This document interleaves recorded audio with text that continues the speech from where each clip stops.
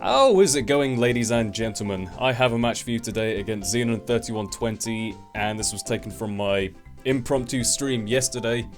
I kind of tested Twitch to see if the chat was back working again, and apparently it was, so good times. I managed to get a couple of games recorded. If you haven't heard of Xenon, you are missing out. Check out Xenon, he's in the video description. He makes some great videos, mainly does NU at the moment, but he's probably more likely to do some of the higher tiers than I am, so... Getting into the battle, I thought I would lead with Bibarel because it looks like it takes on most of his team pretty well. I can super effectively hit Camerupt, and what else has he got? Lunatone and Sourcebuck, and I got Tailwind, like Life Orb, 3 attacks kind of set. Fracture, I didn't expect as a lead because I knew he was sort of running some rivalry Fracture thing, which is why this doesn't kill me because he's female and I'm male obviously, but go for a U-turn. Had I known he was scarfed, because I forgot the item he carries on this thing, I wouldn't have stayed in. The damage on Charmy B there is definitely not appreciated, and he will definitely come in handy later on, but what can you do? Go for a U-turn, that does pretty good damage, which is actually more than I thought it would do, so not too bad. Just go for the rocks as he brings in the infamous Seismitoad, Kenny's nemesis. Gonna go back to Bibarel, expecting a stealth rock on this turn, but he does just go for an icy wind to see what I'm gonna go into, which is fair enough. Now, I do have Vileplume for this. Now, Vileplume is supposed to be one of the key players in this game, but don't want to go into it just yet because he does still have the Sourcebuck, and I really don't want to mess around with Sap Sipper and, you know, Life Orb, double edges, that kind of stuff. So, go into Simi Seer because...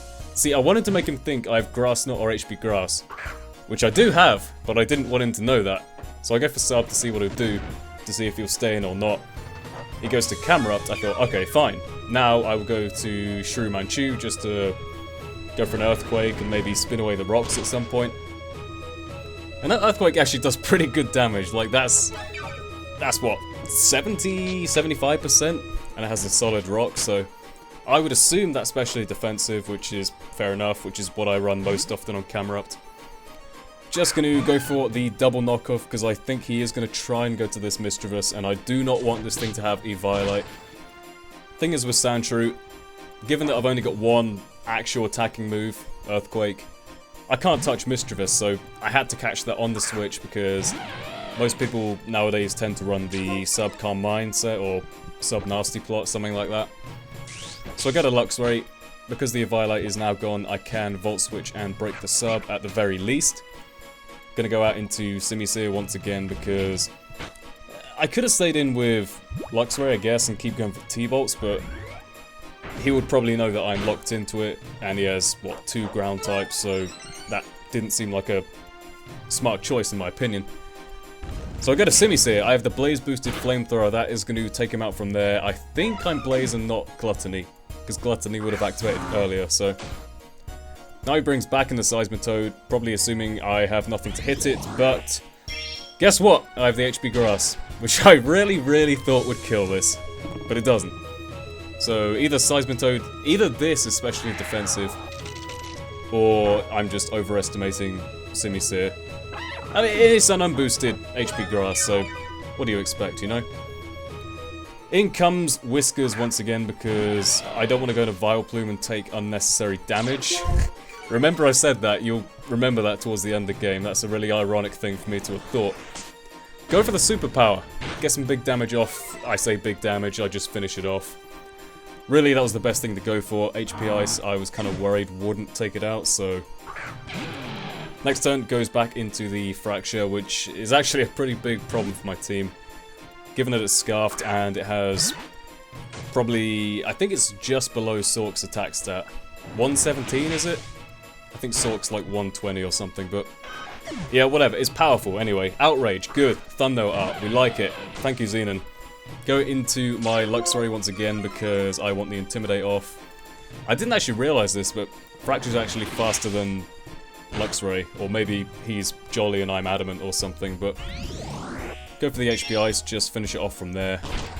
And like I said before, Luxray's got the bulk, man. He can take a couple of hits. And I guess he didn't have the rivalry boost again because I don't know, I was just lucky in the sense that I bought a load of male Pokemon along to a female Fracture, so I guess that worked out for me. Now this is a stupid, horrible play. Horrible play. Going to Vileplume to take a Lava Plume. I can take it. I knew I could take it because I'm specially defensive, but that extra damage did not play into my favor.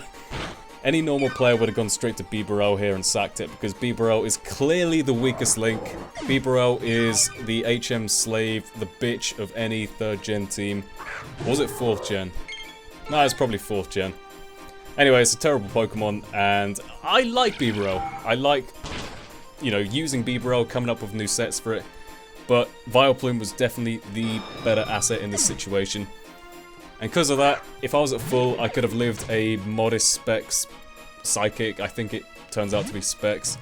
I could have lived a Psychic from full from that Lunatone because I'm specially defensive. And obviously would have done some good damage with Giga Drain. And I could probably take a hit from Swordsbuck as well. Actually, come to think of it, I don't think Giga Drain would have killed Lunatone, so I think either way, Lunatone would still be alive, and the Swordsbuck, so the combination of the two really is hard for my team, because I've got, what, this stupid Bibarel set, and then a Luxray is all I've got left.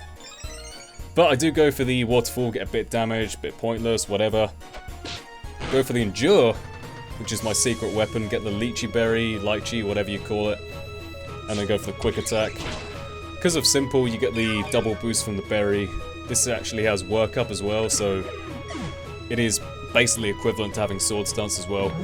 Yeah, it's Lychee Berry, Quick Attack, Waterfall, Endure, and Work Up. I messed up the order in my head there, but yeah, that's the basic idea. I toyed with the idea of Flail and like Aqua Jet or something, but in the end I settled on that idea, so...